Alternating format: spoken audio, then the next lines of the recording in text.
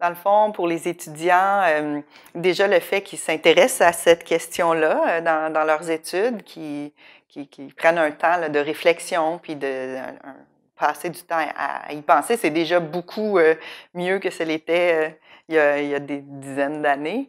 Alors ça, c'est déjà un premier pas, c'est bien. Euh, Quand vous dites là, de se détacher de l'euthanasie, dans le fond, moi, je mettrais un bémol sur le mot. En fait, c'est vrai que certaines personnes ont tendance à s'impliquer très, très à fond dans une problématique et puis il y a des personnes qui vont vouloir sauver tous les animaux de la planète. Ces personnes-là ont peut-être à se détacher un petit peu de certains sujets là, plus sensibles, comme l'euthanasie des animaux, un peu les euthanasies de convenance et tout ça. J'aime bien là, la réflexion d'un vieux vétérinaire que j'avais interrogé il y a plusieurs années qui disait que lui, ben, dans le fond, il essayait de ne pas juger les gens qui étaient devant lui, puis qui essayait, dans le fond, c'était un service qui rendait à la personne et à l'animal, s'ils sont plus, même si l'animal était en santé, s'ils sont plus capables de vivre ensemble ou s'ils sont plus heureux de cette façon-là, lui il disait que c'était pas à lui à être le juge de cette situation-là. Et de la façon qu'il l'expliquait, c'était très sympathique, puis ça faisait réfléchir. Mais en même temps, se détacher de toutes les émotions qui sont liées au fait de pratiquer ce geste-là, qui est un geste médical. En fait, ça serait plutôt, comme je l'ai un peu dit un peu plus tôt, ça serait un peu inquiétant de s'en détacher. Dans le fond, il faut essayer de trouver un équilibre. Dans le fond, dans la vie, le bonheur, c'est l'équilibre entre tous les aspects de notre vie. Mais si on se détache des émotions qui sont liées, que ça nous fait vivre de façon naturelle et normale, la peine, des fois de la colère, des fois de la culpabilité, un sentiment peut-être même d'échec des fois, ou de la frustration. Toutes ces émotions-là sont des émotions naturelles et normales dans une telle situation.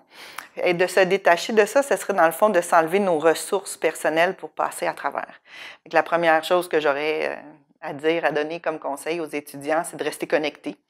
Si c'est déjà difficile pour eux d'être en relation avec leurs propres émotions, ben, c'est peut-être de faire même un petit effort de leur côté là, ça peut être de consulter, ça peut être de lire des livres, ça peut être de parler à leurs amis qui ont plus de facilité à gérer leurs propres émotions, mais la gestion des émotions, dans le fond, la gestion de soi, ça, c'est prioritaire là, pour être en santé toute sa carrière comme médecin de vétérinaire, que ça soit par rapport aux petits animaux comme aux grands animaux, que ça soit en lien avec être devant un fermier qui a un gros troupeau de bovins ou un propriétaire de chevaux de course ou quelqu'un qui fait de l'élevage de chiens, peu importe dans quel secteur, même pour les vétérinaires qui sont au niveau de la santé, puis l'évaluation de la qualité des aliments et tout.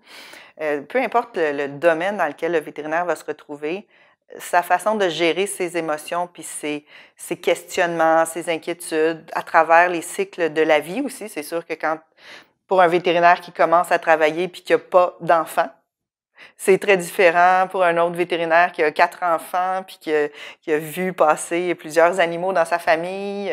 Quand il est devant une autre famille qui vit des choses un peu compatibles à ce qu'il est en train de vivre à la maison, ça peut être un petit peu plus difficile de se protéger de cette fatigue de compassion de laquelle on parlait tout à l'heure.